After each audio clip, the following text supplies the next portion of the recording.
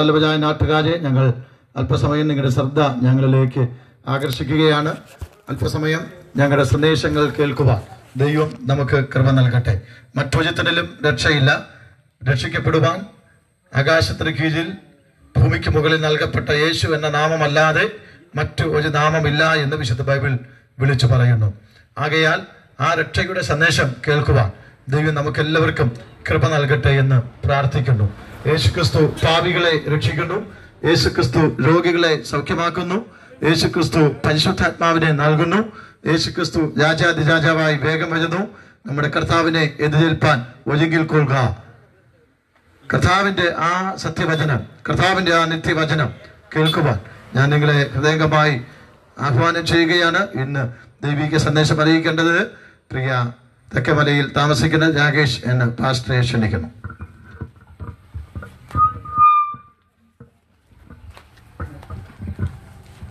ഈ 2025 വർഷം മെയ് മാസം 18 തീയതി സന്ധ്യാസമയത്തിനായി ഞാൻ സർവ്വശനായ ദൈവത്തിന് പ്രാരംഭമായി സ്തുതിയും സ്തോത്രം അർപ്പിക്കുന്നു.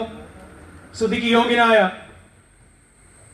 ആരാധ്യയോഗ്യനായ സർവശക്തനായ ദൈവം നമുക്ക് നൽകുന്ന ആയുസ്സിനെ ഓർത്ത്, ആരോഗ്യത്തെ ഓർത്ത് ദൈവത്തെ സ്തുതിക്കുന്നു, മഹത്വപ്പെടുന്നു.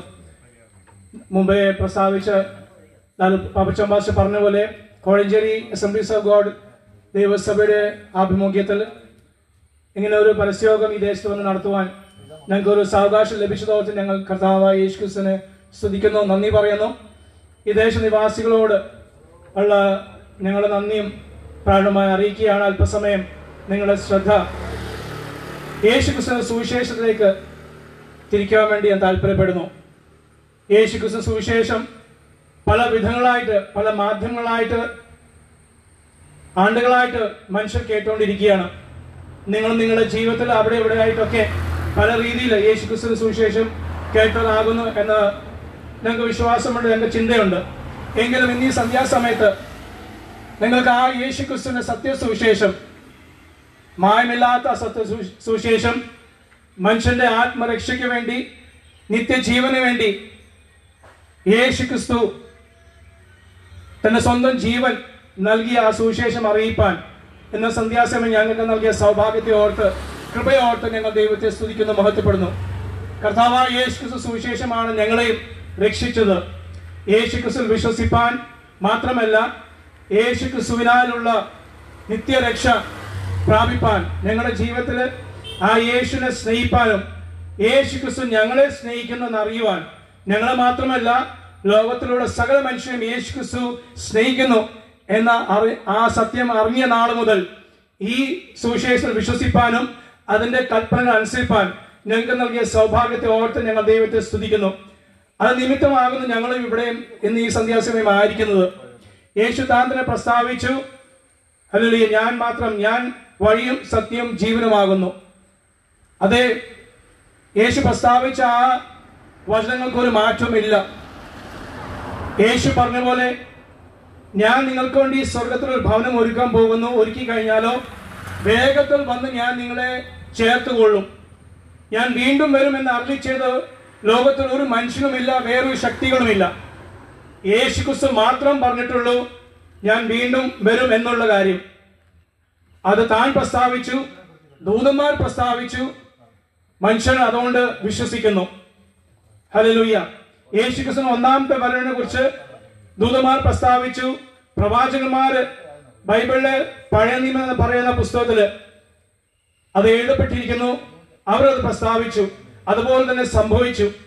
ഇന്ന് ലോകമെമ്പാടും യേശുക്രിസ്തുവിന്റെ ജനനവും മരണമൊക്കെ മനുഷ്യർ ആഘോഷിക്കുമ്പോൾ, ആചരിക്കുമ്പോൾ ഒരു ആചാരമായിട്ടോ ഒരു ആഘോഷമായിട്ടല്ല സർവശക്തനായ ദൈവം അത് ആഗ്രഹിക്കുന്നത്. ബൈബിൾ പ്രസ്താവിക്കുന്നത് സർവശക്തനായ ദൈവം, നിത്യദൈവം, നിത്യപിതാവ്, മാറ്റമില്ലാത്ത ദൈവം തന്റെ സ്വന്തം പുത്രനെ ആദരിക്കാതെ മനുഷ്യന്റെ ആത്മരക്ഷയ്ക്ക് വേണ്ടി പുത്രനെ നമുക്ക് വേണ്ടി നൽകി. ആ പുത്രൻ യേശുക്രിസ്തുവായിരുന്നു. അപ്പോൾ പിതാവായ ദൈവം തന്റെ സ്വന്തം മകനെ, അതേ ലോകത്തെ സ്നേഹിച്ചതുകൊണ്ട്, മനുഷ്യനെ സ്നേഹിച്ചുകൊണ്ട് പാപിയായ മനുഷ്യന്റെ പാപത്തിൽ നിന്ന് വിടുവിപ്പാൻ പുത്രനെ ഏൽപ്പിച്ചു. ഹീനമായ ഒരു മരണത്തിനാണ് ഏൽപ്പിച്ചത്. നിസ്സാരമായ കാര്യമല്ല. ഹീനമായ മരണം, ക്രൂശിന്റെ മരണം, അത് ബൈബിളിൽ പ്രസ്താവിക്കുന്നു. മരണത്തുമേൽ തൂങ്ങിയവനെല്ലാം ശപിക്കപ്പെട്ടവൻ. ആ ശാപമാണ് യേശുക്രിസ്തു ഏറ്റുവാങ്ങിയത്. തന്റെ സ്വന്തം മനസ്സോടെ, സ്വന്തം താല്പര്യത്തോടെ ആണ് യേശു അത് ചെയ്തത്. സ്തോത്രം. ബൈബിൾ വീണ്ടും പ്രസ്താവിക്കുന്നു, പുത്രനായ യേശുക്രിസ്തു താൻ തന്നെ ഏൽപ്പിച്ചു കൊടുത്തു, മരണത്തെ താൻ ഏൽപ്പിച്ചു കൊടുത്തു. അതേ ആ ഹീനമായ വേദനകൾ താൻ മനഃപൂർവ്വം എന്ന് പറയുമ്പോൾ മനുഷ്യനെ രക്ഷിക്കാൻ വേണ്ടി ഒരു യാഗം ആവശ്യമായിരുന്നു. മാനുഷികമായി ചെയ്യുന്ന എല്ലാ യാഗങ്ങളും അത് എല്ലാ വർഷവും അത് ആവർത്തിക്കേണ്ടി വരുമ്പോൾ, അതെല്ലാം വ്യർത്ഥമാകുമ്പോൾ, യേശുക്രിസ്തുവിൽ ഒരിക്കലായുള്ള അതേ ആ പരമയാഗം നിമിത്തം, താൻ മരിച്ചത് നിമിത്തം, തന്റെ രക്തം മനുഷ്യന്റെ പാപത്തിനു വേണ്ടി ഒഴിക്കുന്ന നിമിത്തമായിട്ട് താൻ ലോകത്തിലെ സകല മനുഷ്യരുടെ പാപം വഹിച്ചു എന്ന് ബൈബിൾ പറയുന്നു. യേശുക്രിസ്തുവിന് മുമ്പ് ജീവിച്ചവരും ആ കാലത്ത് ജീവിച്ചവരും തന്റെ ശേഷം ജീവിക്കാൻ വേണ്ടി ലോകത്തിൽ വരാൻ പോകുന്ന സകല മനുഷ്യന്റെയും അതേ പാപങ്ങളെയാണ് യേശുക്രിസ്തു കാൽവരി ക്രൂശിൽ വഹിച്ചത്.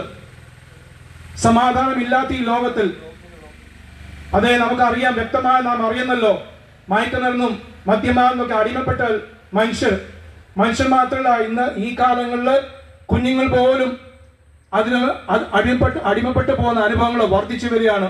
കാരണം വീട്ടിൽ സ്വസ്ഥതയില്ല, വീട്ടിൽ സമാധാനമില്ല, നല്ലൊരു വാക്ക് പറയാൻ ആളില്ലാത്ത അനുഭവങ്ങൾ. എത്രയെത്ര കുഞ്ഞുങ്ങളുടെ അതേ സാക്ഷ്യമാണ്, അവരെ ആ ഒരു ദുഃഖമാണ്. എത്രയെത്ര യൗവനക്കാർ പറയുന്നു, എത്രയെത്ര കുടുംബസ്ഥർ പറയുന്നു, എന്നെ കേൾക്കുവാൻ സമയമില്ലാത്ത അതൊരു വീട്ടിലാണ് ഞാൻ ആയിരിക്കുന്നത്. എന്റെ ദുഃഖങ്ങൾ അറിയാൻ ആരുമില്ല, എന്റെ വേദനകൾ എനിക്ക് പങ്കുവെക്കുവാൻ ആരുമില്ല എന്ന അനേകരുടെ വേദനയാണ്. എന്നാൽ യേശു പറയുന്നു, അതെ ഞാൻ നിന്നോട് കൂടെയുണ്ട്. ഹല്ലേലൂയ.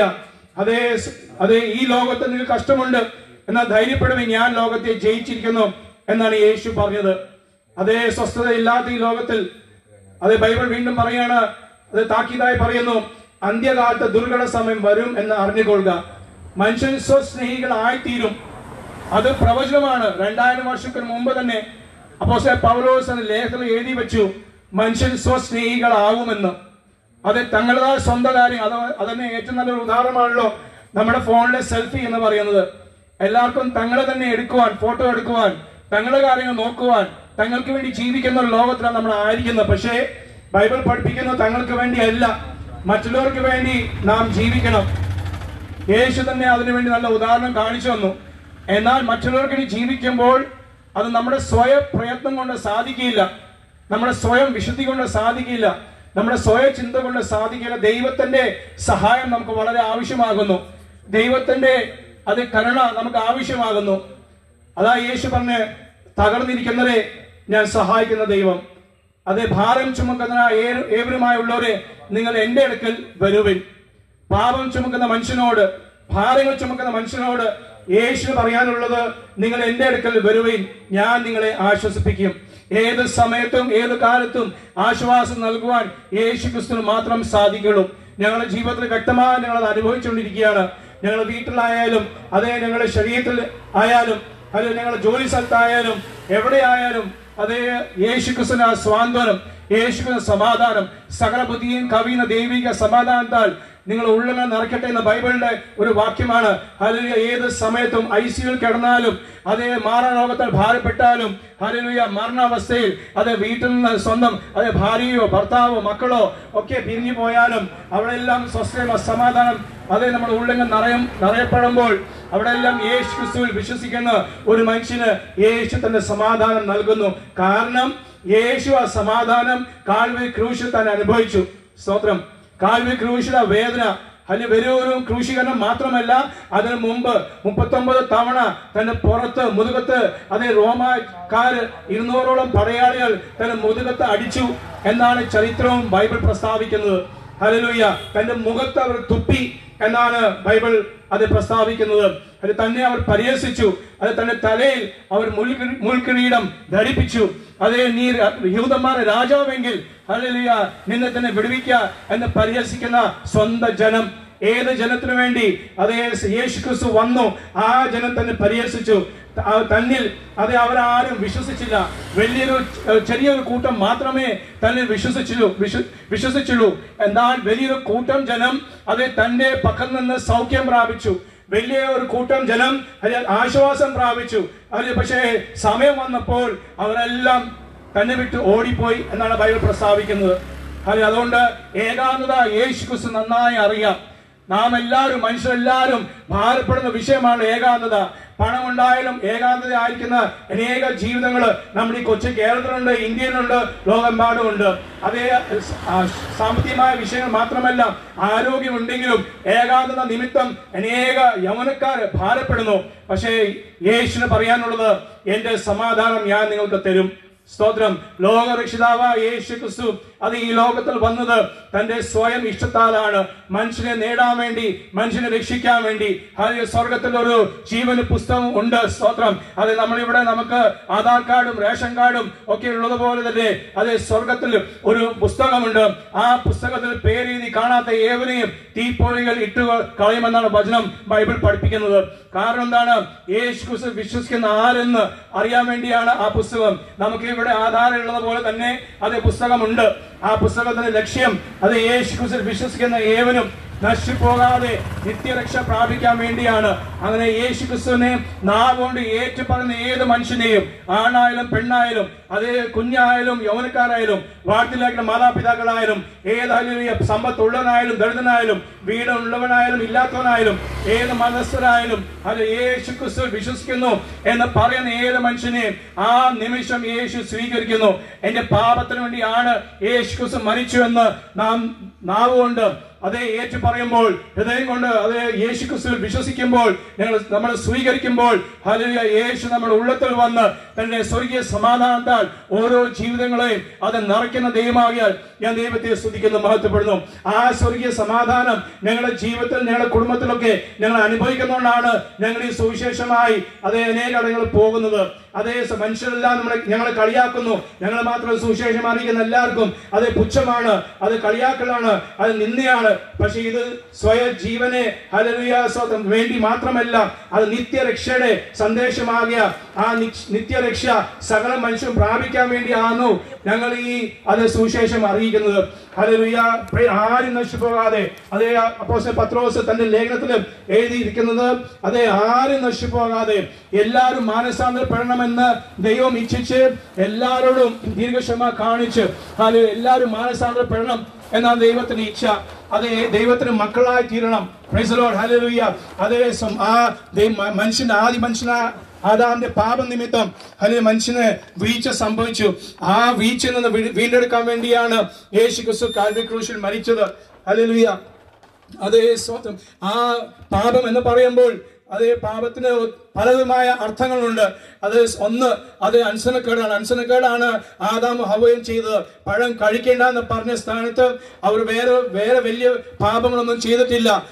സത്യമായ കാര്യമാണ്. പക്ഷേ ദൈവം, സർവശക്തനായ ദൈവം, അവരെ നിർമ്മിച്ച ദൈവം അവരോട് പറഞ്ഞു, നിങ്ങൾ സകലവും ബാക്കി എല്ലാ വൃക്ഷങ്ങളുടെയും ഫലങ്ങൾ നിങ്ങൾക്ക് കഴിക്കാം, എന്നാൽ ഈ ഒരു ഒറ്റ ഫലം മാത്രം നിങ്ങൾ കഴിക്കാൻ പാടില്ല എന്ന് പറഞ്ഞ സ്ഥാനത്ത് അവർ സംശയിച്ചു, അവർ ദൈവത്തെ അവിശ്വസിച്ചു, അനുസരണക്കേട് കാണിച്ചു, അവർ പഴം കഴിച്ചു. ഒരു കടി മാത്രം കഴിച്ചുള്ളൂ. എന്നാൽ അവരുടെ ജീവിതത്തിന് അവരെ ആത്മാവിന്റെ രക്ഷയ്ക്ക് ആത്മാവ് നഷ്ടപ്പെട്ടു പോയി. ഹല്ലേലൂയ. ഇന്ന് സന്ധ്യാസമയം ഞങ്ങൾക്ക് ഓർപ്പിക്കാനുള്ളത് ഈ ദേശത്തോട് ജനങ്ങൾ യേശു ക്രിസ്തു പൂർണ്ണമായി വിശ്വസിച്ച്, യേശു ക്രിസ്തു സുവിശേഷത്തെ വിശ്വസിച്ച് രക്ഷ പ്രാപിക്കാൻ വേണ്ടി ഞങ്ങൾ നിങ്ങളോട് ആഹ്വാനം ചെയ്യുകയാണ്. യേശു ക്രിസ്തു സൗഖ്യദായകനാകുന്നു. യേശു ക്രിസ്തു ആത്മരക്ഷ നൽകുന്നു. ആ യേശു ക്രിസ്തു പൂർണ്ണമായി വിശ്വസിപ്പാൻ ഈ ദിവസങ്ങളിൽ സമയം ഇനി ഏറെയില്ല. മരണം എപ്പോൾ വരും നമുക്കറിയില്ല. എന്നാൽ ആ മരണം വരും സംഭവിക്കും മുമ്പേ തന്നെ, മരണത്തിന് ശേഷം, വാഴ വെട്ടിയ ശേഷം, അല്ലെങ്കിൽ വാഴയുടെ നമ്മൾ കൊല വെട്ടിയ ശേഷം വാഴയ്ക്ക് കീഴെ പോയി ആരും മരുന്ന് ഇടാറില്ല, അല്ലെങ്കിൽ വളം ചെയ്യാറില്ല. പാടില്ല, ഗുണമില്ലല്ലോ, കാരണം കൊല വെട്ടിപ്പോയി. അതുപോലെ തന്നെയാണ് മരണത്തിന് ശേഷം എന്തൊക്കെ ആചാരങ്ങൾ ചെയ്താലും എന്തൊക്കെ കർമ്മങ്ങൾ ചെയ്താലും ആർക്കും രക്ഷപ്പെടാൻ സാധിക്കില്ല. എന്നാൽ മരണത്തിന് മുമ്പേ മനസ്സോടെ ഹല്ലേലൂയ അല്ല ഉള്ള സുബോധത്തിൽ യേശു സ്വീകരിച്ചാൽ നമുക്ക് ആത്മരക്ഷ ഉണ്ട്. അതിലേക്ക് നിങ്ങളെല്ലാം ദൈവത്തിന് ആത്മാ നയിക്കട്ടെ എന്ന പ്രാർത്ഥനയോടെ ഞങ്ങളെ ഈ ലഘു പ്രസംഗം ഞങ്ങൾ നിർത്തിയാണ്. സർവ്വശക്തനായ ദൈവം നിങ്ങളെല്ലാം അനുഗ്രഹിക്കട്ടെ. Thank you pastor. ദൈവജനത്തിന് വീണ്ടും ക്രിസ്തുയേശു നാമത്തിൽ വന്ദനം അറിയിക്കുന്നു. കോഴഞ്ചേരി ടൗണിൽ പൊയ്യാനൽ ഹോസ്പിറ്റലിന് സമീപം കോഴഞ്ചേരി